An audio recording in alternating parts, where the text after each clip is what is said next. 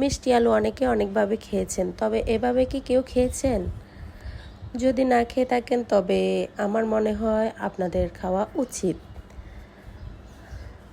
আর যারা বাচ্চাদেরকে গুলুমুলু করতে চান কিংবা নিজেরা গুলুমুলু হতে চান একটু, তারা কিন্তু এটা খেতে পারেন। আমার মনে হয় খুবই কাজে দেবে। এটা পুষ্টিতে ভরা একটা রেসিপি। তো আসসালামু আলাইকুম, কেমন আছেন বন্ধুরা? আজকে আপনাদেরকে দেখাবো মিষ্টি আলু দিয়ে মিষ্টি আলু চুপ রেসিপি। তো দেখতে পাচ্ছেন আমি প্রথমে কিন্তু কেটে ধুয়ে কয়েকটা আলু ছোট ছোট টুকরো করে সিদ্ধ করে নিয়েছি, আর খোসাও ছাড়িয়ে নিয়েছি। এখন আমি ঠান্ডা করে নিয়েছি মিষ্টি আলুগুলোকে, আর এখন আমি একটা ব্লেন্ডার জারে দিয়ে দিচ্ছি একটু ভেঙে ভেঙে।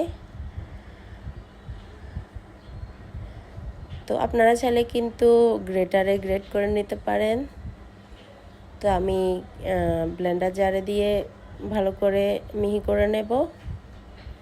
এত ব্লেন্ডার জারে দেওয়া হয়ে গেছে। এখন আমি এখানে দিয়ে দিচ্ছি সামান্য পরিমাণে দুধ।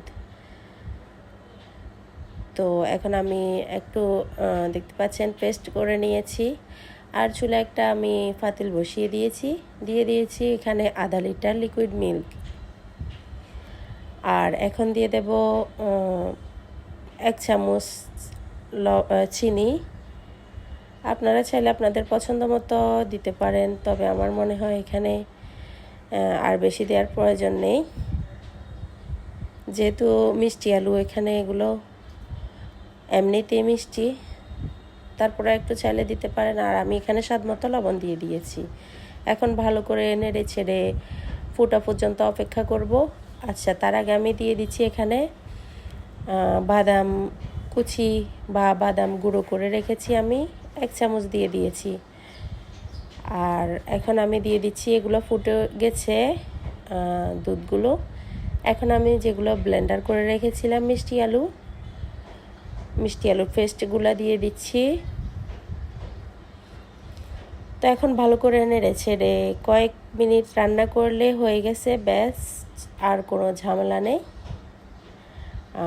আর কোনো কিছু করতে হবে না। শুধু একটু দাঁড়িয়ে থেকে অনবরত নেড়ে ছেড়ে এগুলোকে ঘন করে নিতে হবে।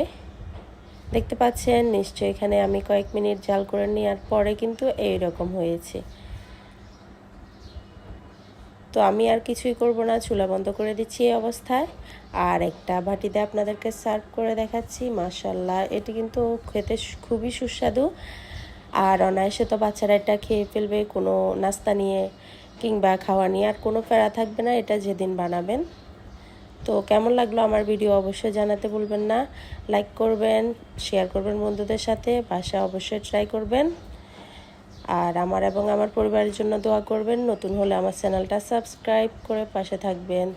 তো এখানে কিন্তু আমি একটু কাজু পেস্তা বাদাম কুচি করে আর কিছুটা জাফরান আর কিশমিশ দিয়ে গার্নিশ করে নিয়েছি। ভালো থাকবেন সবাই, আল্লাহ হাফেজ।